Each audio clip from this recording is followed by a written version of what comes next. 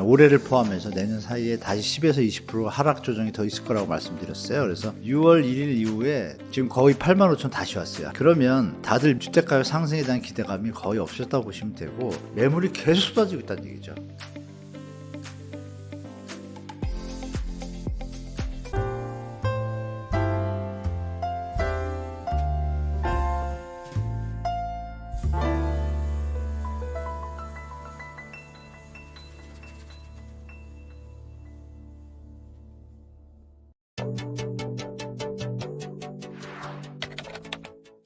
반대로 말씀드릴게요. 일시적인 반등이다라고 말씀드립니다. 2차 일시적 반등이죠. 정부가 만약에 신생아론이나 기억하시겠지만 예전에 원희룡 장관이 그런 얘기 했잖아요. 투기 조짐이 보이면 정책을 다시 좀 규제하겠다 그랬잖아요. 쉽게 말씀드리면 현재 상황이 투기할 수 있는 환경입니다. 그럼에도 불구하고 지금 0.02 말씀하셨는데 0.0이면 10억이면 200만 원, 20만 원 오른 겁니다. 큰 의미 못 느끼죠. 다만 최근에 일부 단지를 선호단지 신축을 위주로 특히 강남 선호지역 위주로 이제 신고가나 상승 기사가 많이 나오는데 반면에 노도강이라고 하죠. 노원구, 도봉구, 또 강북구 그리고 또 금광구라고 하는데 금천구, 구로구, 관악구 이쪽은 도리어 또 하락이 많습니다. 그 평균을 내니까 0.0이거든요. 그러니까 우리 시청자분들이 잘 판단하실 게 오르는 곳은 오르고 있는데 내리는 곳은 내린다. 근데 내리는 폭도 상당히 큽니다. 오르는 게 신고가임에도 불구하고 0.0이라는 건 거의 사실 거기다 아시겠지만 한국 부동산원 통계는 주간 발표 지수인데요. 여러 번 다른 방송에서 말씀드렸지만 부동산 통계 주간 매매 가격 지수는 정말 나쁜 지수입니다. 왜냐하면 통계가 표본을 오픈을 안 합니다. 전 세계에 그런 통계가 없거든요.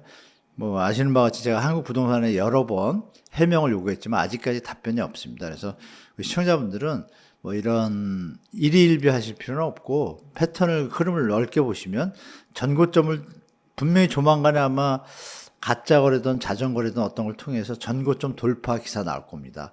그거 몇 개 안 됩니다. 3개가 돌파할 수도 있고 기사는 근데 90%가 나오겠죠. 근데 이제 하락 거래도 꽤 많거든요. 아마 신생아론 효과가 6월 정도 되면 마무리가 될 겁니다. 마무리가 되고 나면 7월부터 제가 볼 땐 다시 조금 하방 압력 쪽으로 돌아서서 변곡점이 좀 시작될 수 있다라고 말씀드리겠습니다. 그래서 현재 0.02 이런 부분은 부동산원이 발표한 지수인데 그걸 그대로 받아 쓰는 기러기님들이 0.02를 온 언론에 도배하다 보니까 혼돈스럽긴 하신데요. 제가 볼 때는 좀 긴 호흡으로 보시면 그렇게 심하게 폭등하거나 이럴 일은 없고 투자 환경이 이렇게 좋은데도 말입니다. 그러면은 가계부채 문제에 대해서 정부가 대책을 내놓게 되면 어떤 일이 벌어질지 예측하실 수 있겠죠. 게다가 입주 물량이 꽤 됩니다. 꽤 되고 그리고 또 분양 물량이 또 많아지고 있습니다. 그래서 이런 부분 다 같이 보시기 바랍니다. 이미 왔었잖아요. 기억하시겠지만 2022년도 7월부터 시작해서 12월까지 제 기억으로 송파구는 35% 빠졌었고 강동구도 한 35% 가까이 빠졌고 노원구 같은 데도 한 40% 정도 빠졌고 인천 송도는 50% 빠졌었잖아요. 왔었는데 그 당시에 이제 워낙 많이 올랐기 때문에 더 떨어질 걸 기대해서 안 사신 분도 있지만 그 당시에 제가 드린 말씀이 자기 능력이 소득 대비 부채 원리금 상환 비율이 적정하다고 생각하시면 사셔라. 그리고 부담되면 기다려라고 했습니다. 기다리는 사이에 정부가 활성화 정책을 쓰면서 지금 다시 올라갔지만 냉정하게 보시면 예전 고점 대비 다 10에서 20%는 빠진 상태입니다, 현재. 그래서 제가 작년에 말씀드릴 때, 조만간에 올해를 포함해서 내년 사이에 다시 10에서 20% 하락 조정이 더 있을 거라고 말씀드렸어요. 그래서 언제 올 거냐고 자꾸 물어보시고 그런 분들이 많으신데, 지역마다 지금 노원구는 아직도 40% 빠져 있습니다. 그러니까 이런 표현이 있어요. 얼죽새라는 말. 얼어 죽어도 새 아파트. 요새 젊은이들의 잘못된 단상도 있습니다. 물론 이해는 해요. 하는데 저희 때는 라떼 이런 얘기하면 조금 안티가 생기겠지만 지금 우리 시청자분들이 잘 판단하실게 무주택자분들 중에 또 특히 청년층이시라면은 젊을 때부터 부를 쌓을 수는 없잖아요. 그러면 다 같이 공통적으로 합리적인 생각을 가신다면 그냥 구축 아파트라도 들어가서 리모델링 한 500만, 1000만 원만 해도 집 깨끗해집니다. 그러면서 돈을 차곡차곡 모으면서 가야 되는데 일부 얼죽세에 해당되는 분들이 자꾸 그걸 사다 보니까 호가가 자꾸 올라가는 일이 벌어지잖아요. 스스로를 죽이는 일이 되겠죠. 그렇다고 그러면 현재 주택 가격이 저평가돼 가지고 앞으로 미래 시세 차익을 노릴 수 있냐? 전혀 그거 아니지 않습니까? 그런 걸 생각하실 때 지금 3, 40% 내려간다는 거는 뭐 기점을 둘 것이 아니고요. 언젠간 내려가겠죠. 제가 볼 땐 그렇습니다. 올해 아니면 내년 사이에 무조건 그 시점이 올 것 같은데 내려갔을 때 예전에 못 사셨잖아요. 못 사신 이유는 준비가 안 됐기 때문이니까 요번에는 좀 준비를 많이 하시기 바래요. 미리. 여러분이 나는 어느 정도 내려왔을 때 내 상태가 이런 분도 계세요. 지금 월세로 살고 계시는 분도 많아요. 기다리느라고 전세 끼고서 그때 못 사신 분들이 계시거든요. 돈을 못 빼니까. 그런 것도 잘 자산 관리 전략 세우셔가지고 제가 볼 때는 저는 95%, 99%올 거라고 보고 있으니까 그때가 빠르면 빠를수록 뭐 준비를 미리 해야 되는 거고 천천히 올 수도 있겠죠. 정부가 계속 우리 아시는 바와 같이 그 PF 문제나 이런 것들 때문에 투트랙을 쓰고 있지 않습니까? 그런 걸 감안하시면 외부 충격이 없는 한은 좀 천천히 올 것 같아요. 그럴 가능성이 있고 그리고 현재 주택 가격에 대해서 거래량이 계속 상승을 못 하거든요. 이게 좀 꺾이기 시작하면 이제 매물이 지금 많지 않습니까? 그게 이제 어느 터닝 포인트가 옵니다. 그때 이제 좀 분위기가 6개월에서 1년, 길면 2년 갈 수 있어요. 그때는 이제 좀 아까 말씀 주신 3, 40% 기대한다라기보다는 시세가 분명히 많이 빠졌다고 판단되면 본인이 능력이 되는 선이라면 편안하게 사셔가지고 열심히 일하시는 게 제일 좋을 것 같습니다. 우리 시청자분들이 판단하실 게 선호지역, 특별히 희소지역 빼고는 나머지 서울이 25개구입니다. 서울에서 제가 볼 때 3, 4개구 빼고는 나머지는 다 평준화 지역입니다. 제가 개인적으로 볼 때. 그 지역들에서 지금 만약에 주택가격이 오를 거라고 생각하면 매물을 내놓을 일이 없죠. 결정적으로 여러분이 아시겠지만 6월 1일이 그 재산세 과세 기준일이에요. 그래서 6월 1일에까지 집이 안 팔리면 잔금이 안 치르게 되면 세금 이양 또 내게 됐으니까 물건 이제 나중에 팔아야지 이런 게 보통 패턴이에요. 그런데 올해는 틀립니다. 제가 6월 지금 7일 정도 6, 7일 들어갔잖아요. 6월 1일 이후에 다시 매물량이 그 전에 조금 8만 5천 찍었다가 8만 4천, 3천, 2천까지 줄었다가 그 현상이 나타났다. 중요한 건 6월 1일 이후거든요. 자산 여력이 있고 내가 미래에 주택가격이 오를 거라고 상승될 거라고 판단되면 물건 안 내놓습니다. 그런데 다시 이게 제자리를 찾아가가지고 지금 거의 8만 5천 다시 왔어요. 한 3, 4일 만에. 그러면 다들 미래에 대해서 주택가격 상승에 대한 기대감이 거의 없었다고 보시면 되고 추가적으로 말씀드릴 지표가 하나 있죠. 매수 우위 지수라고 있습니다. KB에. 그걸 보시면은 서울이 지금 33 찍었다가요. 32로 내려왔습니다. 저번 주에. 변곡점이 생긴 거죠. 실제로 6월 초에 들어와서 하락 거래가 또 살짝 늘고 있습니다. 그래서 제가 볼 땐 6월 정도 지나면은 그 매물량 느는 것이 여러분이 아시는 둔촌중 있지 않습니까? 그리고 9월 정도에 강동에 3,000세대도 들어와요. 그러면서 좀 매물이 좀 나올 겁니다. 그러면 현재 있는 매물들이 지금 소화되는 추세를 보더라도 증가될 가능성이 더 많습니다. 지금 한 달에 3,000에서 4,000건이잖아요. 근데 5,000건, 만 건이 나오면 5,000개가 더 늘겠죠. 그런 개념을 생각하시면 지금 1월부터 거래된 게 뭐 거래량 폭증해가지고 한 10,000개 빠졌거든요. 15,000개. 근데 매물이 그대로예요. 그 얘기는 뭐예요, 여러분? 매물이 계속 쏟아지고 있다는 얘기죠. 줄질 않아요.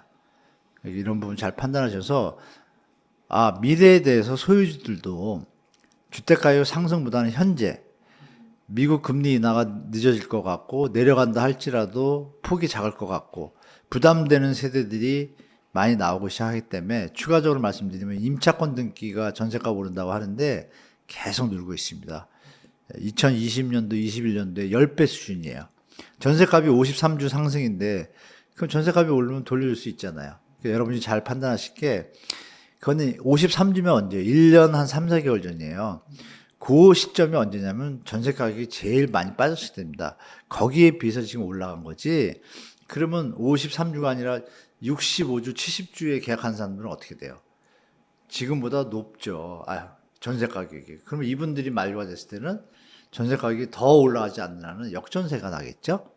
그러니까 현재 그 전에 계약했던 분들이 이제 그러면 2022년 하반기부터 뭐 이때 계약하신 분들은 이제 내년 나갈 때 지금 전세 가격이 지금보다 더 많이 안 오른 이상 돈을 내줘야 되죠. 그래서 실제로 임차권 등이 많이 늘어나고 있습니다. 그 부분을 보시고 서초, 반포, 아크로, 리버파크가 예전에도 한번 말씀드렸지만 좋을 때 2021년 9월 고점 때 매매가가 국평이 40한 2억 3억 갔고요. 그리고 전세가가 24억이었습니다. 최고점이.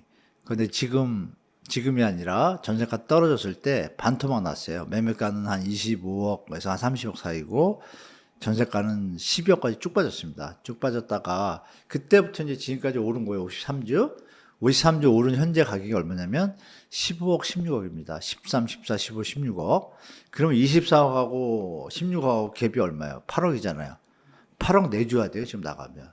그래서 못 내주니까 어떻게 돼요? 임차권 등기가 늘어나죠. 경매 붙이는 거.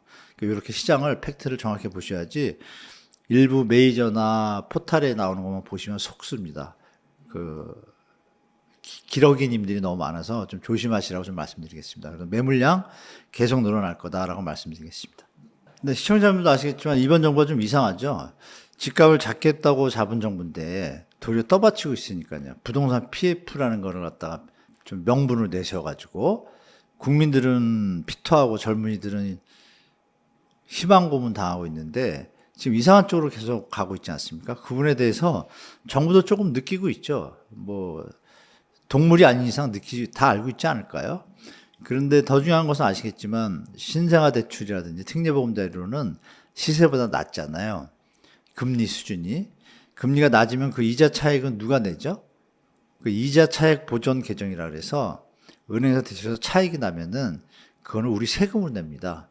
이 사실을 이제 제가 오늘부터 대대적으로 이제 계몽이라고 표현하기 뭐하고 진실을 우리 저 청년들이나 무주택자분들 다주택자분들한테 다 알려드리면 어떻게 되겠어요? 집값 오르면 뭐야? 하나 갖고 있는 분은 투자 마음이 없는 분은 세금만 늘어나요. 도움 안 됩니다. 투기하는 사람들만 지금 도움되는 거예요. 그 사람 숫자가 200만 명이거든요. 그럼 그 정책을 계속해야 되나요? 나머지 2천만 명이 1주택자고 무주택자인데 이건 아주 악마의 정책이죠. 그러면 정부가 양심이 있다라면 이제는 걷어들 때가 됐죠. 원희룡 장관이 아까 말씀드렸지만 얘기했잖아요. 투기 조짐이 보이면 걷어들이겠다고. 지금 원래 이 정책이 왜 나왔죠? 부동산이 폭락해서 금융위기로 넘어갈까봐 리스크로. 지금 어느 정도 정리됐다고 앞으로 이런 일 없을 거라고 금융감은 원장이 얘기했잖아요.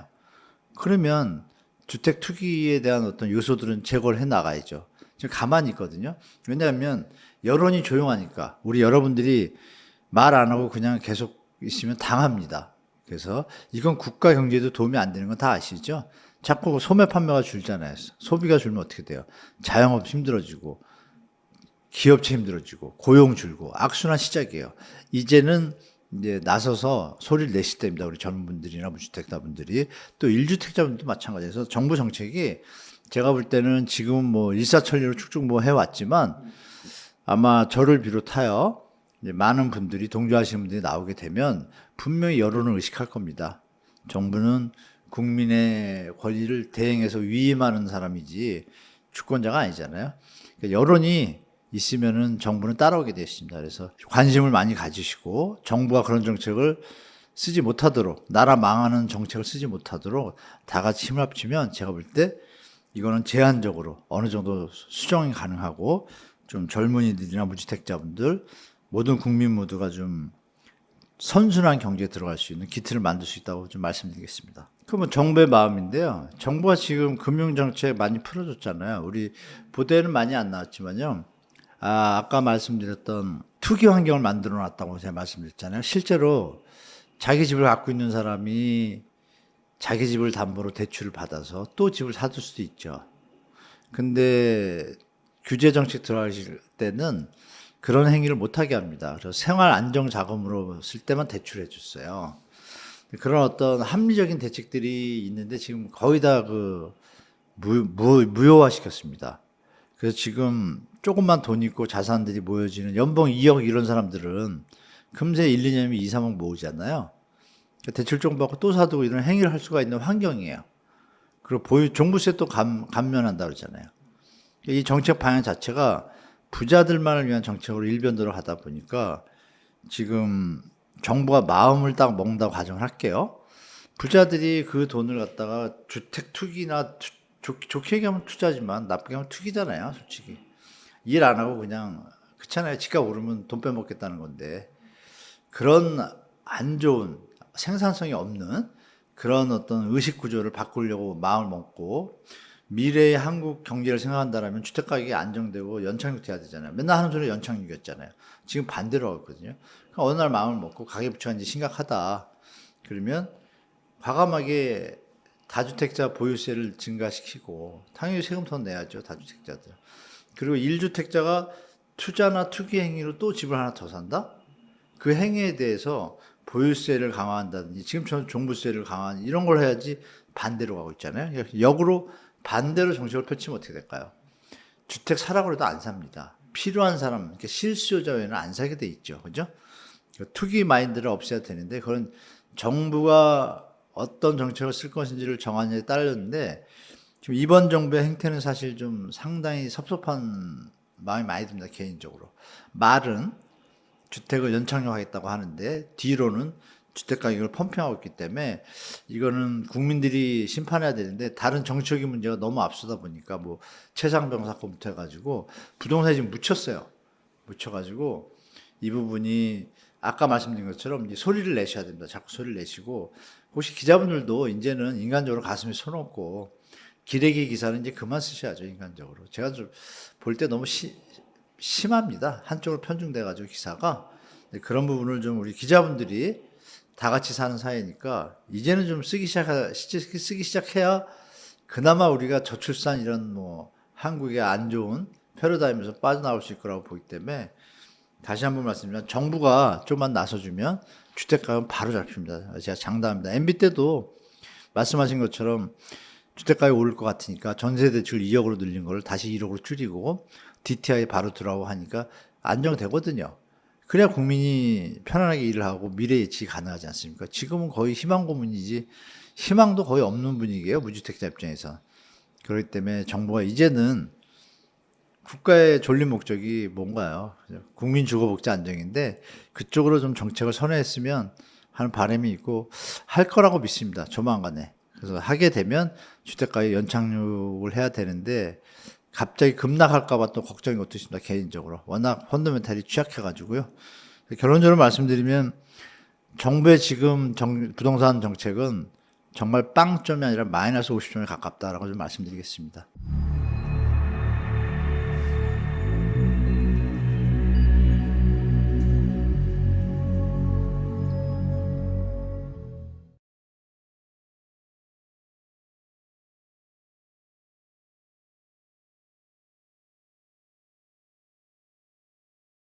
PF 상황이 위험하니까 2003년에 2023년 1월에 1월 3일 부동산 대책을 한 거고요. 24년 1월에 신생아 특례를 한 겁니다. 그만큼 심각하기 때문에 시간을 벌어주는 거죠. 예. 그래서 부동산이 단기 반등이 나오니까 부동산 PF 시장이 어때요? 좋은 영향을 미쳤겠죠. 그렇죠? 미분양도 좀 팔리고 돈도 좀 돌고 하니까. 자, 근데 이게 이제 23 총선도 끝났고 총선 전까지는 어떻게든 터트리면 안 됐던 거죠. 그렇기 때문에 이런 정책들을 펼쳐냈던 거고. 근데 이제 총선 끝났잖아요. 이제 터질 건 터져도 돼요. 그래서 24년 6월 달부터 뭘 하겠다 그랬어요? 질서 있는 정리를 지금 하겠다라고 지금 한 거잖아요. 지금 저축은행의 지금 부동산 연체율이요. 12%가 넘어갔습니다. 연체 12%가 넘는 연체율은 엄청난 겁니다. 그리고 아마 지금 6월 달부터 시작이 됐으니까 아마 8월, 9월 달부터는 뭔가 시장에 문제가 되는 것들이 아마 나오게 될 겁니다. 그래서 저축은행 중에서는 잘못되는 저축은행도 생길 수 있고요. 그래서 더군다나 미분양이 지금 또 다시 증가를 하고 있죠. 그래서 만약에 미분양이 뭐 계속 5월 달, 6월 달, 7월 달 미분양이 계속 는다. 그러면 이제 진짜 부동산 PF 시장에 상당한 문제가 생길 수 있는 겁니다. 그래서 부동산 PF 문제는 올해 한 8월, 9월 달부터가 본게임 시작이다. 라고 저는 보고 있어요. 근데 이제 부동산 PF 문제가 터지면 이게 뭐냐면 부동산이 단기적으로 심리가 굉장히 중요해요. 자, 22년 하반기에 그렇게 폭락할 이유가 있었나요? 없었어요. 그냥 뭐 굳이 하나 얘기해보자면 강원도의 레고랜드 있죠. 이것 때문에 뭐예요? 신현경색 문제가 생긴 거예요. 그 난리가 나. 그거 하나 가지고도. 예. 근데 만약에 하반기에 이거보다 뭔가 더 심각한 문제가 생긴다. 그럼 이게 부동산 시장이 우리는 알게 모르게 다 연결이 되어 있어요. 자, 예를 들면 우리가 발목을 다쳤다고 볼게요. 자, 발목을 다치면 발목만 다치나요? 이 다친 발목 때문에 다른 관절이 아픕니다. 이거는 아마 발목 다쳐보신 분들은 아실 거예요. 왜? 우리 몸은 다 연결되어 있기 때문에 경제도 똑같아요. 다 연결되어 있습니다. 부동산 PF 문제, 시행사, 시공사, 그 다음에 금융권까지 하나 잘못되면 이게 일파만파 다 퍼지는 거고 지금 또 최근에 나오고 있는 이슈가 뭐죠? 연대보증 문제. 연대보증으로 지금 다 물려있다라는 거예요. 하나 잘못되면 하나만 잘못되는 게 아니라 연쇄적으로 다 터진다고요. 이게 도미노처럼. 이게 지금 굉장히 올해 하반기에 부동산 시장의 관전 포인트다. 이게 지금 부동산 PF, 미분양과 엮여있는 이 부동산 PF 문제가 어떻게 될 것이냐가 저는 하반기 부동산 시장의 하락의 벽을 결정하는데 결정적인 데이터다라고 좀 보고 있어요. 그랬으면은 뭐 IMF도 없었겠고 금융위기도 없었겠죠. 예, 그리고 이제 문제는 뭐냐면 일단 한국은 총선이 끝났고 미국도 어때요? 미국도 대선이 올해 11월인가 그렇죠? 대선 이제 끝나죠? 자, 대선 전에는 어떻게든 터지면 안 되니까 어떻게든 막겠죠? 대선 이후에는 터져도 돼요, 안 돼요? 미국도 지금 경기 침체 얘기가 많잖아요. 예, 그렇기 때문에 올해 저는 가을, 한 9월에서 11월 연말 정도 어느 지금 이때의 흐름이 저는 정말 중요하다고 좀 보고 있고요. 정부에서도 사실은 많은 노력을 한 거예요. 그래서 없는 살림에 짜고 짜서 특례 정책이나 신생아 특례 이런 거 한 거죠. 근데 정부도 어때요? 정부 국간이 좋나요? 지금 작년에 우리나라 어떤 세금을 제일 많이 차지하는 게 법인세, 그중에 삼성전자 이런 데인데 삼성전자 법인세 냈어요 올해? 10원도 안 냈잖아요. 이익을 본 게 없으니까. 그만큼 지금 국가의 지금 재정이 되게 어려운 상황이라고요. 국간이 비어 있다고요. 예, 그렇기 때문에 정말 지금은 여러모로 정말 쉽지 않은 상황이다라고 좀 보시면 될 것 같아요. 당연히 나오죠. 부동산 시장에 여기서 또 한 번 급락이 나타난다? 당연히 아마 그런 우호적인 정책이 저는 나올 거라고 좀 보고 있어요. 예, 그리고 그런 거는 과거의 사이클을 봐도 항상 그랬어요. 예. 근데 양도소득세는 지금도 괜찮고요. 예, 양도소득세 지금 일반과세잖아요. 일부 지역만 빼놓고는 다 일반과세입니다. 그리고 이제 뭐가 중요하냐면 취득세를 좀 풀어야 돼요. 취득세 중과세를 좀 풀어야 이제 투자자들이 들어갈 수 있는 환경이 만들어지는 거고요. 그래서 취득세 중과가 풀어지는 시점부터는 좀 부동산 시장을 좀 면밀하게 좀 봐야 되지 않을까. 네, 그렇게 생각하고 있습니다. 네, 맞습니다. 공급이 부족해질 거예요. 그렇게 많지 않을 겁니다. 그리고 이런 현상은 자연스러워요. 하락장에서는 당연히 공급이 줄어듭니다. 관련 부동산 기업들이 다 망하는데 집 샀던 사람도 다 망하는데 어떻게 공급이 늘어날 수가 있어요. 그러면서 공급이 줄어들면서 그러면서 다시 상승할 수 있는 에너지도 생기는 거죠. 이 공급이 부족한 게 누적이 되면서. 그렇기 때문에 그냥 이거는 자연스러운 거예요. 근데 중요한 건 뭐예요? 가격이 공급만 가지고 결정되나요? 수요. 자, 지금은 왜 공급이 부족하냐? 2000년대랑은 또 다른 게 2010년대랑은 다른 게 그때는 이런 건축비 인상이 지금처럼 심하지 않았습니다. 근데 지금 건축비가 되게 심하죠. 근데 이게 물가 상승 때문에 그렇잖아요. 자, 우리가 먹는 치킨, 삼겹살 이런 거 어때요? 너무 비싸죠? 우리 호주머니 사정이 역대급으로 한 최근에 나온 뉴스. 근로자들 실질 소득이 최악이다 지금. 그만큼 우리 호주머니 사정이 안 좋아요. 즉 수요자인 우리 입장은 돈이 없다고 호주머니에. 공급은 주는데 수요가 늘어요. 그럼 올라갈 수 있죠. 문제는 뭐예요? 지금 인플레이션 시대이기 때문에 공급도 줄지만 수요도 같이 줄고 있다는 거죠. 네, 그렇기 때문에 뭐 공급 부족 때문에 뭐 또 폭등한다 뭐 한다 이거는 그냥 무시하시면 됩니다. 그런 얘기는. 맨날 아니 할 수 있는 얘기가 그거 말고 뭐 있어요. 맨날 상승 얘기하시는 분들은 공급 얘기 이거 말고 할 얘기가 없잖아. 반복되는 레파토리. 근데 22년 하반기 어때요? 결정적으로 틀렸잖아요. 전세가 폭등 온다 그랬는데 폭락이 왔잖아요. 그 누구도 예상 못했던 엄청난 역전세 문제 맞았잖아요. 근데 이런 것들이 또 뭐랑 연결되어 있냐? 전세자금 대출이랑 다 연결되어 있어요. 지금 전세자금 대출 시장이 굉장히 심각합니다,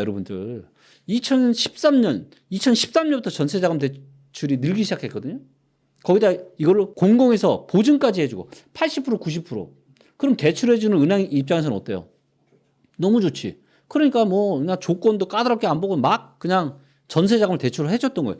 이게 지금 계속 누적이 돼서 전세 시장도 너무 고평가되고 그러면서 매매가도 밀어 올리고 왔는데 20년 하반기 왜 전세가 떨어졌어요? 입주 물량도 없었고, 응? 그 다음에 경제 위기도 없어요. 왜 그렇게 전세가 폭락을 했냐고요.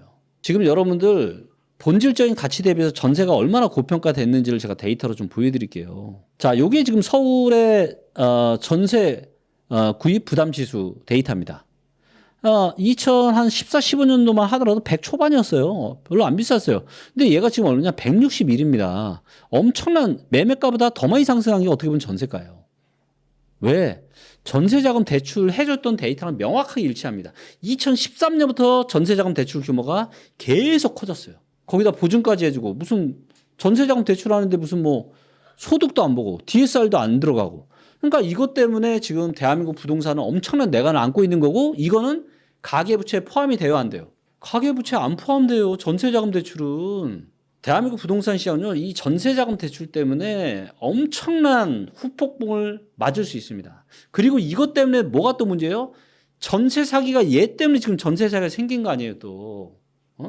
그러니까 저는 이 정부가 뭔가 서민들을 도와주고 하려는 이런 거는 너무 좋은데 부작용을 생각 안 하고 그냥 좋은 것만 생각하는 것 같아요. 자, 전세 자금을 대출해 주니까 금리도 또 쌌잖아요. 2010년대 초중반에는 금리도 싸지. 대출 막 해주지. 정부에서 보증까지 해주지. 그러니까 금융권에서 해주고 개인도 막 받고 그러면 전세 자금 대출이 계속 커지니까 수요가 전세 쪽으로 몰리면서 전세 가격이 올라가니까 매매가를 또 밀어 올리고 이런 일이 발생했던 거 아니에요. 그러면 매매가가 올라가고 전세가 올라가면 서민들한테 좋아요, 안 좋아요? 안 좋지. 어느 정도 올라가는 건 좋지만 어느 정책들을 통해서 이게 더 많이 올라가는 이거는 안 좋단 말이에요. 그냥 엄발의 오줌 누기랑 똑같은 거죠. 지금 당장 좋은 거 말고 나중에 좋은 게 뭐 있어요. 에? 특례 정책도 똑같다는 거예요, 지금. 지금 신생아 대출 받아서 좋아서 지금 집 사는 분들 계시는데요. 지금은 1%대로 싸보이겠죠. 이거 혜택 5년 지나면 없어요. 제가 예전에 계산해서 알려드렸잖아요. 1년에 최대 이익이 2천만 원입니다. 이걸로 이득 볼 수 있는 게 5년이면 1억이에요. 1억에 여러분들 인생 거실 거예요? 30년, 40년 동안 갚아야 되는데? 진짜 여러분들 냉정하게 생각하셔야 됩니다. 냉정하게 판단하셔야 돼요. 그냥 분위기에 휩쓸려가지고 현상만 보고 대세 상승 또 온다는 등 20년, 21년처럼 폭등 온다는 등 제발 좀 우리가 상황을 좀 냉정하게 좀 보면서 우리가 좀 이야기를 했으면 좋겠습니다. 그리고 우리 부동산 상승만을 얘기하는 제가 우리 부동산 전문가 분들에게 한마디 할게요. 자, 저도 틀릴 수 있고요. 상승만을 얘기하시는 상승 전문가들도 틀릴 수 있습니다. 제가 혹시라도 틀리면 데이터로 전망하는 김기원이 틀리면은 제가 뭘 잘못 분석해서 틀렸는지 제가 상승론자분들 찾아뵙고 제가 제대로 배우겠습니다. 그때 많이 좀 저를 알려주시고요. 자, 근데 혹시라도 우리 상승만을 얘기하시는 분들이 또 틀릴 수 있잖아요. 혹시 틀리면은 그때는 저한테 오셔서 공부 좀 하세요. 제가 좀 알려드릴게요. 이게 뭐 누가 맞다 틀리다를 제가 얘기하고 싶어서 그런 게 아니라 전문가가 취해야 될 포지션이 뭐냐라는 거예요. 일반적인 사람들한테. 아마 이 영상을 보시는 분들의 대다수는 부동산 잘 모를 거예요. 부동산에 공부에 쏟아본 시간 자체가 그렇게 절대적으로 많지 않을 거라고요. 실전 경험은 더더욱도 없을 거고. 그러니까 전문가가 이야기하는 한마디 한마디가 너무 중요하다는 거죠. 자, 근데 전문가가 해야 될 거 뭐예요? 자, 어깨 위에서도 사라고 얘기하는 게 그게 전문가예요? 계속 사라고만 얘기하는 게 전문가냐고. 그럴 거면 전문가가 뭐 필요해? 그냥 아무 때나 집 사면 되지. 그러면 여러분들의 상승만을 얘기하는 여러분들은 아무 필요가 없다고요. 그리고 그렇게 하면 안 되지. 어깨 위에서는 저는 이렇게 어깨 위에서는 위험하니까 좀 조심하셔라. 좀 리스크를 보셔라. 하지만 무릎 밑에서는 뭐예요? 무릎 밑에서는 싸니까 이때는 팔지 마시고 이때는 좀 내 집만은 지금 고민해 보세요. 이게 전문가가 해야 될 그 포지셔닝 아닌가요? 아니 근데 언제까지 그냥 한쪽만 얘기하면서 올라가는 것만 얘기할 거예요? 아니 무슨 브레이크 없는 자동차세요 혹시? 브레이크 없는 자동차는 빨리 갈 수는 있지만 사고가 나면 크게 사고 나는 거 아시죠? 정말 좀 저는 정말 솔직히 무서워요. 왜냐하면 제가 이야기하는 것들이 혹시 틀릴 수 있잖아요. 저도 제 인생과 제 회사를 걸고 제가 다 얘기하는 건데 누구나 틀릴 수는 있지만 결정적으로 틀리면 안 되잖아요. 그렇기 때문에 저는 제가 혹시라도 이렇게 이야기하는 것들이 내가 지금 시장을 잘못 보고 있는 거 아닐까? 지금 상승할 수 있는데 내가 뭐 잘못 보고 있는 거 아니야? 라고 수없이 저한테 물어보면서 제가 정말 많은 데이터들을 봅니다. 근데 지금은요, 아무리 제가 좋게 생각을 하려고 해도, 물론, 일부 지방은 지금 무릎 밑으로 떨어진 지역들이 있어요. 그래서 여기는 내집만 해도 됩니다. 하지만 서울은요, 너무 고평가되어 있고요. 도로로 따지면 이런 거예요. 길이 아주 꼬불꼬불하고 안개가 잔뜩 껴 있어. 그런데 이런 데서 풀 악셀레터 밟아야 되냐고요. 아니라고요. 정부의 정책 때문에 지금 일시적으로 효과가 싸 보이니까 시장이 지금 단기적으로 좋아지는 것 뿐입니다. 그리고 이런 정책 효과는 머지않아 끝난다라는 겁니다. 그래서 정말 좀 이런 제가 이야기하고자 하는 좀 진정성을 좀 알아주시면 좋겠어요. 맞다 틀리다가 떠나서. 그리고 제가 또 모르는 거 있으면은 우리 보통 하락론자, 상승론자라고 하죠. 우리 상승론자분들 저 좀 알려주십시오. 저는 적극적으로 제가 배울 마음과 자세가 되어 있기 때문에 혹시 제가 틀리면 내년에 제가 무릎 꿇고 찾아뵙고 많이 배우도록 하겠습니다. 그거는 이제 결국에는 계속 폭탄 돌리기 하는 거죠. 계속 폭탄 돌리기만을 뒤로 하는 건데 이제는 정부가 돈이 없어요. 세수가 많지가 않아요 지금. 그렇기 때문에 그런 정책을 계속한다? 정말 저는 쉽지 않을 거라고. 그래서 작년에 30조, 올해 27조, 또다시 뭐 하락이 오면은 또다시 또 어떤 정책을 무슨 또 특례를 들고 올지는 모르겠는데 제가 말씀드릴게요. 정말로 국민들을 생각한다면요. 그러지 마세요. 그냥 시장에 자연스럽게 맡겨 놓으십시오. 내 정권을 유지하기 위해서 뭐 하기 위해서 그건 아니죠. 그건 원발의 오줌 누기랑 똑같은 겁니다. 절대로 그런 정책들은 저는 좀 정책을 펼치시는 분들이 부작용이나 이런 것들을 충분히 좀 감안을 하시고 정책을 좀 펼치시면 좋겠다. 근데 현실에서 사실 이런 일은 거의 일어나기 힘들죠. 맨날 보면 원발에 오줌 누기 하고 있는 거죠. 일단 우리가 성공하는 나무꾼이 되려면요. 지금 열심히 나무를 캐는 게 중요한 게 아니에요.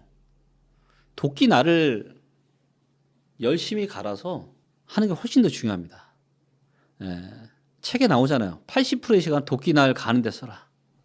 저는 이렇게 얘기하고 싶어요. 지금 내 집 마련하고 싶으시면 제대로 공부 좀 하세요.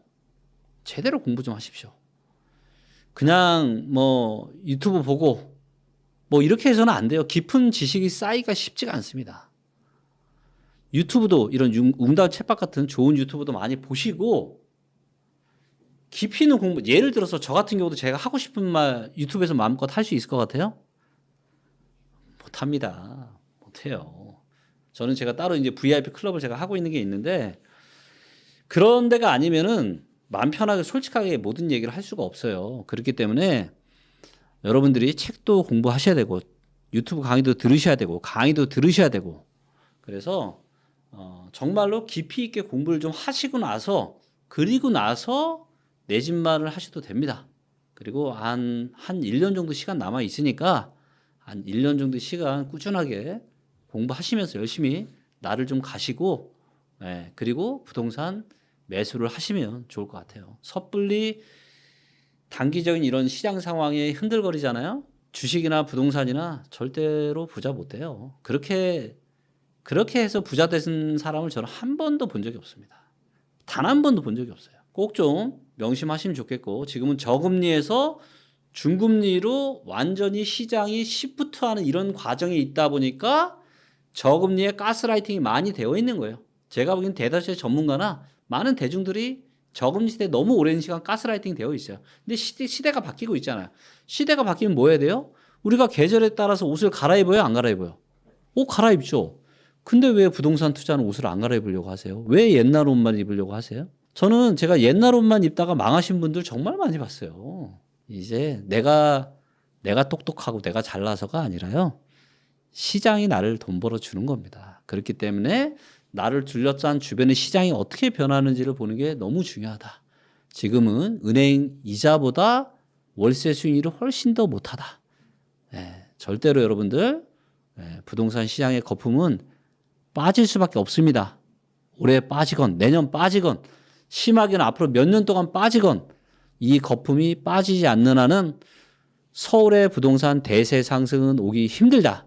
그리고 다시 한번 말씀드리지만 일부 부동산 지역은 2025년부터 상당한 대세 상승을 시작을 하게 될 거다. 이렇게 한번 말씀드릴 수 있겠습니다. 우리나라가 합계 출산율이 낮아도 너무 낮아서 인구 고령화가 너무 빨리 진행이 돼서 결국은 우리나라의 성장 잠재력을 지속적으로 감소시켜 나갈 것이다. 그래서 마치 인간으로 말하면 노화되는 그 속도가 너무 빠르다. 그 노화가 너무 빨리 되는 그러한 상황이 정말 심각하고 또 플러스해서 이제 여러 가지 부동산에 몰빵하는 정책이라든가 여러 가지 우리나라 교육 시스템의 문제라든가 가계부채가 또 연관해서 문제라든가 또 그런데도 불구하고 정부는 계속 집값 띄우기 정책을 한다든가 이런 것이 마치 인간으로 말하면 이렇게 노인이 되고 있는데 당뇨병까지 걸리고 있는 상태고 거기에다가 합병증까지 막 걸리고 있는 상태. 그런데도 불구하고 정작 의사라고 하는 정부는 계속 그냥 몰핀만 주고 그냥 뭐 이 정도면 뭐 아직 쓰러지지 않았네 이렇게 하면서 계속 그냥 링거액만 이렇게 계속 주는 방식으로 계속 하는 것이 아니냐. 우리가 한때는 두 자릿수 성장도 하고 최소한 한 자리에도 적어도 한 자릿수 후반 성장을 했었는데 그게 이렇게 먼 과거가 아니에요. 기껏 해봤자 20년, 30년 그 한 세대 전 정도였는데 그때 그렇게 했던 걸 다 잊어버리고 지금 이렇게 지금 2% 잠재 성장률이라고 하는데 이게 너무 당연한 것처럼 사람들 생각하고 앞으로 더 떨어진다고 하는데도 그냥 뭐 그럴 수도 있겠지. 마치 선진국이면 다 그렇게 되는 거야. 이렇게 생각하는 치매 현상까지 막 나타난다는 거예요. 옛날에 그 정말 우리 잘 나가던 걸 다 잊어버리고 앞으로 뭐 이렇게 그냥 살아야지 뭐 이렇게 생각하는 방식으로 해서 정말 심각하다 이런 말씀을 드렸는데 가장 핵심은 바로 출산율이 너무 낮아도 너무 낮다. 그럼 낮으면 얼마나 낮냐. 지난해 0.72명이에요. 그래서 총 출생아 수가 한 2만 명이었어요. 22만 명. 22만 명이면 1970년대 초만 해도 우리나라의 합계 출산율은 다 5명 정도 됐고요. 그리고 뿐만 아니라 그 당시에 태어난 아이가 100만 명 정도 됐어요. 그 전에 한 10년이 계속 100만 명 태어났어요. 그래서 우리가 그때 베이비붐 세대다 뭐 이런 이야기도 하잖아요. 그래서 뭐 베이비붐 세대가 뭐 55년생부터 시작해서 뭐 63년생까지도 얘기하는데 70년대 초까지 거의 100만 명씩 계속 태어났거든요. 그랬는데 지난해 22만 명 태어났으니까 이게 어떻게 되는 거예요? 100만 분에 22만 명 하니까 거의 5분의 1 쪽 난 거잖아요. 이거 정말 심각한 문제인데 그런데도 불구하고 제가 보면 국민들도 뭐 그럴 수도 있지 이렇게 생각할 뿐만 아니라 정부, 정치인들이 그냥 그냥 그럴 수도 있지. 당장에 내가 그냥 표만 많이 얻어서 내가 그냥 정권을 잡고 내가 그냥 계속 내가 국회의원이 되고 내가 그냥 권력을 누리고 있으면 그냥 난 되지. 이렇게 생각하는 게 아닌가. 그래서 정말 심각하다. 저는 그렇게 생각을 하고 있습니다. 좀 전에 말씀드린 것처럼 일단 위기의식을 안 느끼는 게 정말 큰 문제. 미국 같은 경우에는 그냥 연간 경제 성장률이 70년대 중반 이후에 그냥 2.5%인데 우리는 70년대 중반이면 우리나라 10% 이상 성장을 하다가 지금 계속 주저앉아가지고 일직선으로 그냥 미끄럼을 타가지고 지금 한 2% 수준 내려왔으니까 미국은 전 세계에서 정말 제일 큰 나라. 소득 수준도 우리나라보다 2.5배나 큰 나라인데 높은 나라인데 거기는 아직도 2.5% 연간 성장을 하고 있는데 우리는 2% 수준에서 지금 또 거기서 끝나는 것도 아니고 계속 이제 1% 수준으로 가고 다시 1% 밑으로 떨어지고 0% 수준으로 가고 다시 그거 마이너스로 계속 갈 건데 이게 위기가 아니냐는 거예요. 어떤 분들은 그렇게 얘기해서 그건 위기가 아니고요. 그냥 어느 순간에 그냥 GDP 성장률이 갑자기 뭐 마이너스로 훅 떨어지고 마치 뭐 코로나 상황이거나 아니 2008년 글로벌 금융위기거나 아니 97년 외환위기 때 이런 때만 위기라고 생각을 하신단 말이에요. 그것도 위기지만 그건 우리 인간으로 말하면 그냥 어디 가다가 교통사고 당하거나 아니 어디 가다가 갑자기 코로나 팍 걸렸어요. 그것도 위기죠. 그게 아니라 좀 전에 말씀드린 것처럼 너무 빨리 이 조로 현상이 나타나고 거기다 당뇨병도 걸리고 합병증도 걸리고 그런데 치료 안 받고 계속 술 먹고 담배 먹고 날마다 탱자탱자 이게 놀아버리면 이거야말로 더 심각한 위기 아니냐는 거예요. 그러한 상황이 계속 오니까 정치권이든 정부든 제대로 된 정책을 안 내놨다는 거예요. 2006년부터 시작해가지고 뭐 대책 내온다고 해가지고 저출산 고령사회위원회라는 걸 만들었는데 저출산 고령사회위원회가 위원장은 대통령인데 부위원장이 이 말이 그 부위원장이 거기도 비상근이고 거기 직원이 몇 명이나 있는지 아세요? 거기 한 30명 정도 앉아 있고 거기서 무슨 거기서 기획을 하고 거기서 뭐 아무런 실권이 없어요. 무슨 예산권이 있어요. 아니 무슨 집행권이 있어요. 아무것도 없어요. 그거 실제 그걸 하고 있는 보건복지부에서 거기 뭐 처음에는 뭐 한 과장급이 하다가 뭐 나중에 실국장이 해서 뭐 지금 실질적인 그 무슨 업무를 지금 사무국 역할을 하고 있는데 거기서 역할을 제대로 하지 못하고 있다. 그러니까 계속 하고 있는 그 정책이 그냥 변죽만 올리는 그런 정책을 계속 해온 거죠. 그러니까 이렇게 하면 안 된다. 내가 계속 이야기를 했어요. 그래서 제가 이 우리나라의 합계 출산율이 1.0 밑으로 떨어진 게 언제냐면 2018년이에요. 그래서 2017년에 1.05명이었어요. 그때 제가 뭘 주장했냐면 우리나라 이렇게 하면 큰일 난다. 그러니까 일단 인구부 좀 만듭시다. 인구부. 인구 총괄 부서를 만들자. 계속 지금 무슨 저출산 고령사회위원회라고 해가지고 이거 뭐 비상근 조직 만들어가지고 거기서 뭐 백날 해봤자 지금 계속 출산율이 계속 떨어지고 있는데 그거 한 다음에 2006년이라고 했잖아요. 이미 10년 지났는데 계속 미끄럼이에요. 미끄럼 타고 있는데 여기서 계속 이렇게 갈 거냐. 이러면 안 됩니다. 그래서 인구부 만들어서 인구 총괄 부서를 만들어서 거기서 총괄적인 그러한 인구 문제를 다뤄야 된다. 인구 문제라는 것은 그 출산율을 높이는 것뿐만 아니라 노인화가 되니까 자꾸 고령화되니까 노인 문제 너무 심각한 문제고요. 또 그 속에 보면 남성과 여성의 문제, 일과 그리고 가정의 양립 문제 여러 가지 문제가 다 같이 있어요. 그래서 그런 문제를 종합적으로 다뤄야 된다. 뭐 그런 이야기를 했는데 더 구체적으로 이제 그러면 뭘 할 거냐 거기서. 그래서 이제 정책도 제가 뭐 구체적으로 여러 매체를 통해서 계속 얘기해 왔어요. 뭐냐면 생각해 보면 왜 이런 저출산율이 우리나라만 유독 그렇게 나타나는 거예요. 전 세계적으로 다 나타난다는 거. 전 세계로 나타나죠, 당연히. 그렇죠. 우리나라처럼 낮은 데가 없어요. 일본이 전 세계에서 제일 인구 고령화 많이 진행됐다고 하는 나라인데 일본이 인구 고령화 비율로 하면 65세 이상 인구 비율로 하면 29% 정도 돼요. 우리는 한 19%예요. 그러니까 딱 잘라서 거기 30%고 우리는 한 20% 정도 돼요. 10%포인트는 높은데 그러니까 출산율도 굉장히 낮을 거라고 생각하는데 거기 1.3명이에요, 계속. 거기서 내려오지 않았어요. 근데 일찍부터 인구 고령화 진행됐을 것 뿐이지 그 차이가 있는 거지. 최근에 와서 1.2명대로 떨어져가지고 완전 초비상 걸려가지고 그거 높이려고 엄청나게 하고요. 유럽도 고령화가 많이 진행됐다고 했는데 이 OECD 평균이 1.5명이 넘어요. 우리나라처럼 이게 1명 밑으로 떨어진 거 이건 정말 미쳐도 한참 미친 거예요. 어떻게 이렇게 될 수가 있냐고. 그러니까 우리가 뭐 개구리가 서서히 뭐 따뜻한 물에 들어가가지고 이게 데워져가지고 난 죽는다고 그랬는데 제가 볼 때는 지금 물이 너무 빨리 뜨거워져가지고 이미 다 뜨거워져서 지금 죽었어요. 이미 제가 볼 때는 반 데워져서 지금 죽어 있는데도 지금 아직도 지금 뭐 그 물속에서 지금 그러고 있어요. 내가 볼 때는 정말 돌아버리겠어요. 그 왜 이런 상황이 됐느냐는 거예요. 저는 생각해 보세요. 우리나라만의 독특한 특징이 있다고. 첫 번째는 뭐냐면 우리 젊은이들이 대학 졸업하고 바로 취업하는 사람 있어요? 없어요. 제가 대학에서 우리 학생들 졸업하면 최소한 1년이요. 취업 재수해요. 남자친구, 여자친구 있으면 뭐예요? 내가 당장 일자리가 없는데 어떻게 결혼해요? 못하죠. 그 겨우 해도 뭐 하냐면 거의 뭐 비상근 그러한 일자리예요. 뭐 인턴이나 뭐 아니면 뭐 여러 가지 알바 조직 이런 일자리인데 내가 어떻게 결혼한다는 말이 나와요. 일자리가 불안정하다. 첫 번째. 그래도 내 안정된 일자리 겨우 잡았어요. 어떤 사람 운이 좋고 아니 실력이 좋아가지고 그놈의 일자리가 다 서울이나 수도권에 와 있네. 또 그걸 또 가요. 그러면 아니면 서울에 있는 대학 다녀도 지방에서 온 애들도 많잖아요. 아니면 또 서울에 있는 부모가 있어도 나도 이제 독립해야 되는데 보니까 내가 살 집을 보니까 그놈의 살 집이 보니까 또 지난 한 7, 8년 동안 3배 올라 버렸네.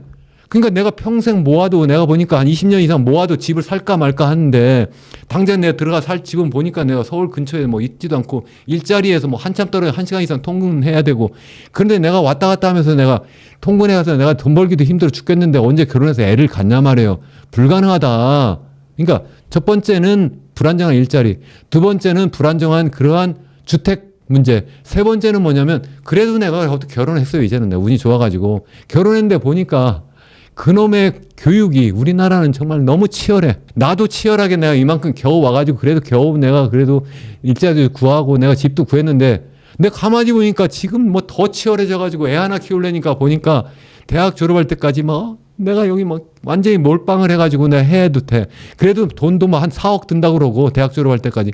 뿐만 아니라 막 얘를 갖다가 막 완전히 뭐 태어나자마자부터 시작해가지고 막 완전히 얘를 학원으로 막 뺑뺑이 막 돌려가지고 막 영재 교육 시켜가지고 그래가지고 내가 대학을 보내야 되는데 그렇게 안 하면 내가 완전히 이 사회에서 내가 살아남지 못하고 마치 그냥 패자처럼 될 것 같은데 이 아이한테 내가 그러한 어떤 불행을 대물림할 수 있냐 말이에요. 안 된단 말이에요. 하겠어요? 못하죠. 또 여성의 입장에서 생각해보면 여성 입장에서 생각하면 우리나라가 OECD 평균보다 훨씬 높은 그러한 고등교육 이수율을 보이고 있어요. 그러니까 우리나라 여성도 남성보다 더 어쩌면 더 똑똑하고 더 공부도 이제 많이 하고 있어요.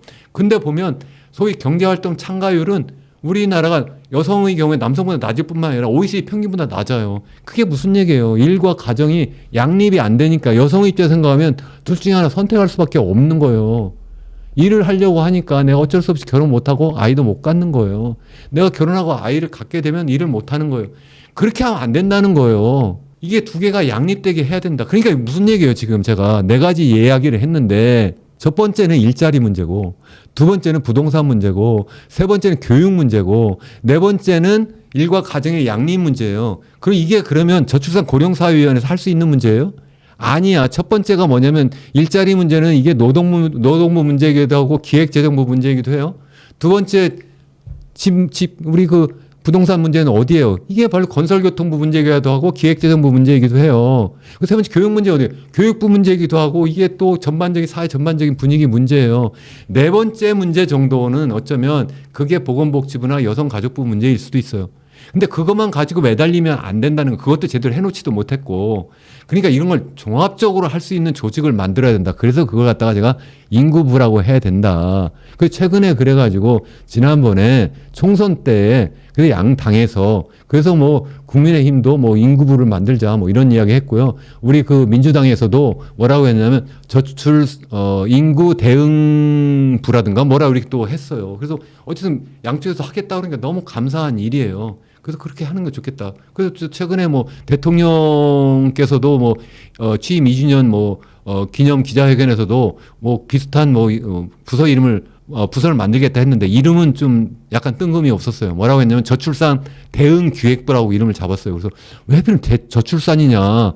이 인구 문제 전반적으로 다뤄야 되지. 이게 왜 저출산만의 문제냐는 거예요. 이게 인구 고령화, 노인 문제도 있어야 되고 그게 저출산 문제도 있어야 되고 또 가정의 문제 있어 여러 가지 종합적으로 저출산 문제만 딱 해버리니까 마치 여성들한테 애 낳는 그러한 것만 독려하려고 만든 조직처럼 돼버리잖아요. 그렇게 하지 말자. 그래서 기왕이면 인구부라는 이름을 하든지 아니면 여성가족부라고 하는 걸 없앤다고 하니까 아예 인구가족부로 해서 그 속에 가족 문제도 굉장히 중요하잖아요.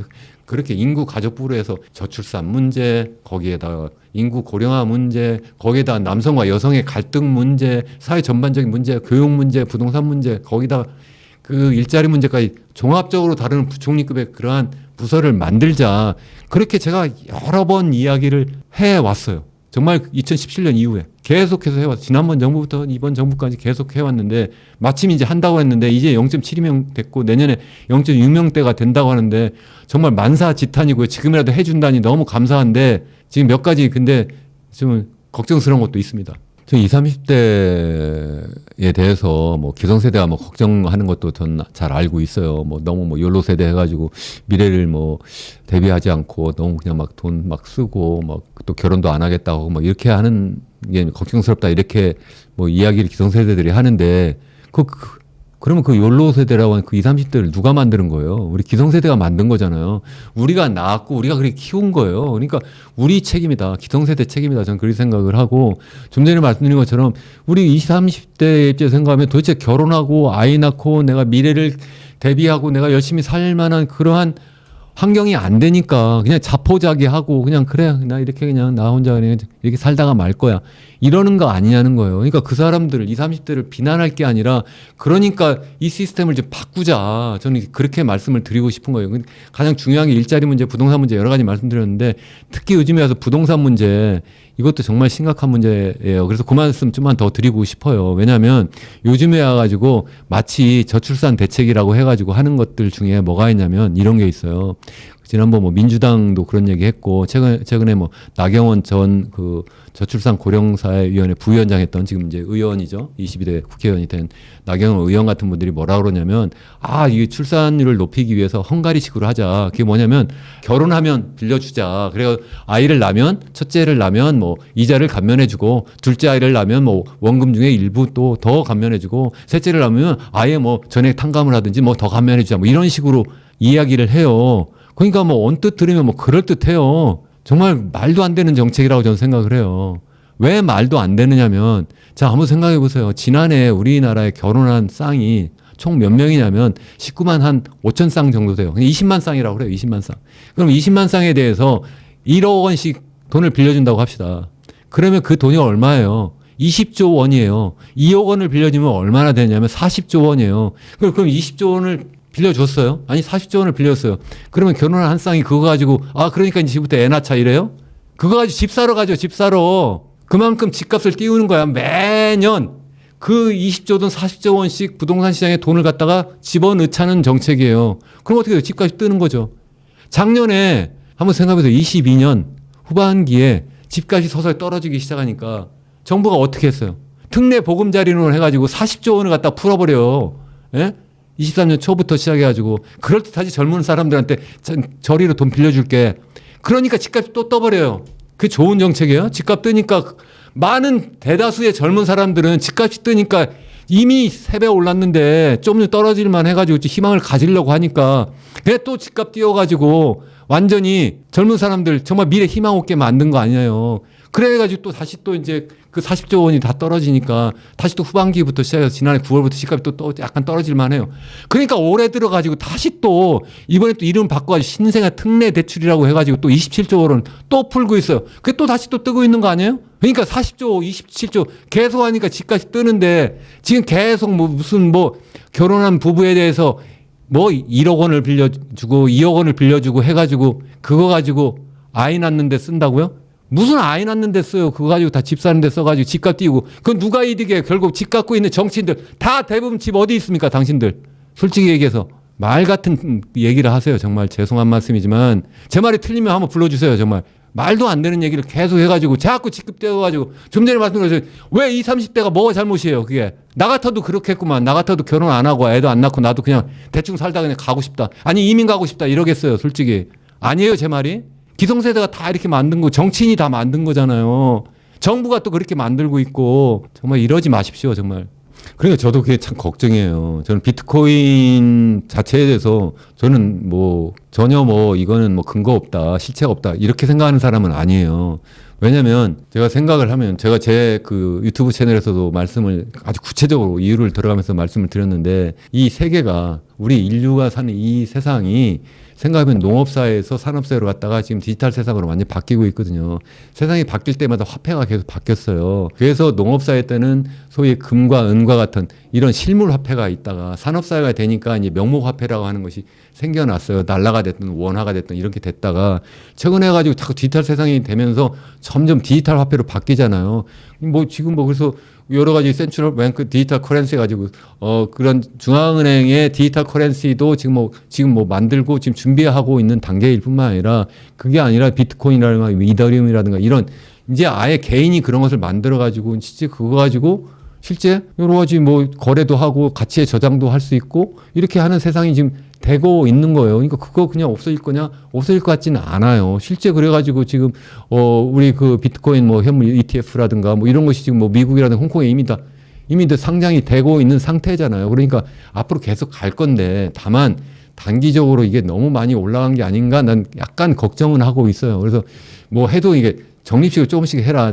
앞서 제가 다른 주식 투자도 그렇게 하면 좋겠다 말씀드렸는데 그런 건 괜찮은데 이걸 갖다가 마치 도박하거나 투기하거나 이런 방식으로 해가지고 다시 완전히 인생을 몰빵을 해가지고 폭망을 하는 그러한 상황이 될까봐 굉장히 걱정이라는 거예요. 그래서 그렇게 하면 안 된다. 그러니까 사회가 이렇게 힘들고 어려울 때는 그럼 어떻게 해야 되겠어요? 저는 젊은 사람들이 같이 목소리를 내서 이러지 말아라. 지난번에 국민연금 개정한다고 할 때 아니 당연히 앞으로 세금 낼 젊은 사람들이 거기 위원회에 들어가야 되는 거 아니에요? 그렇게 해줘야 되는 거죠. 마찬가지로 저출산 고령사회 위원회도 거기 젊은 사람들이 들어가야 되는 거 아니에요? 어떻게 이런 정책을 낼 수가 있냐 이거를. 헝가리는 했는데 왜 우리는 안 되냐. 헝가리도 그렇게 해가지고 집값이 그거 한 게 제 기억에는 2019년부터 그걸 했는데요. 대출하는 방식으로 해가지고 거기는 우리나라 돈 한 4천만 원 정도 대출하는데 그래가지고 그게 한 2배 이상 올랐어요 집값이. 그래서 그렇게 하면 안 된다. 거기 돈 많이 풀려서 그런 거 아니냐. 돈 많이 풀린 독일은요 그렇게 안 올랐어요. 독일이 훨씬 더 빠르게 집값이 오르는 나라였는데 더 비쌌는데 인덱스를 보면 그거 한 뒤로 헝가리가 더 비싸졌어요. 독일은 그럼 어떻게 해요? 독일은 그렇게 안 해요. 거기도 여러 가지 그 출생률 높이는 정책을 쓰는데 제가 그래서 독일식으로 하자고 그러는데 어떻게 하냐면 매달 250유로씩 일단 태어나면 18세까지 줘요. 18세까지. 그렇게 하면 얼마가 되느냐면 우리나라 돈으로 한 37만 원 정도 돼요. 37만 원을 매달 주는 거예요. 18세까지. 18세가 되면 그 다음에 어떻게 하는데 얘가 뭐 직업학교를 가거나 직업훈련을 받거나 아니면 대학교육을 받으면 계속 줘요. 물론 직업훈련이나 대학교육도 무료고 25세까지 줘요. 누구한테 줬어요? 부모한테 줬어요. 또 제가 주었다고 그러잖아요. 빌려주질 않았어요. 그냥 준 거예요. 근데 우리나라는 왜 부모한테 주고 그걸 왜 빌려주냐 말이에요. 자식이 앞으로 그 아이가 이 사회를 이끌어 나갈 거잖아요. 이 아이한테 투자를 해야 되잖아요. 미래 투자. 이건 비용이 아니라 투자다. 제가 여러 번 말씀을 드리는데 그 아이한테 그러니까 일부 뭐 그 여성 학자든 사회학자 뭐 이렇게 돈 줘가지고 뭐 여자한테 뭐 여성한테 뭐 애나라 이렇게 하는 정책하면 안 된다. 제가 언제 여성한테 애나라고 그랬어요. 그게 아니라 아이가 미래에 정말 제대로 잘 살아나갈 수 있도록 교육도 잘 받고 제대로 성장할 수 있도록 그래서 이 사회에 정말 책임 있는 구성원이 될 수 있도록 어렸을 때부터 성인이 될 때까지 계속 그 아이의 어떤 육아수당을 주자. 그래서 저를 얼마씩 주자 그러냐면 100만 원씩 주자 그래요. 100만 원씩 주자 그러면 사람들 다 놀라는데 그래 봤자 100만 원씩 하면 1년에 1200만 원이고요.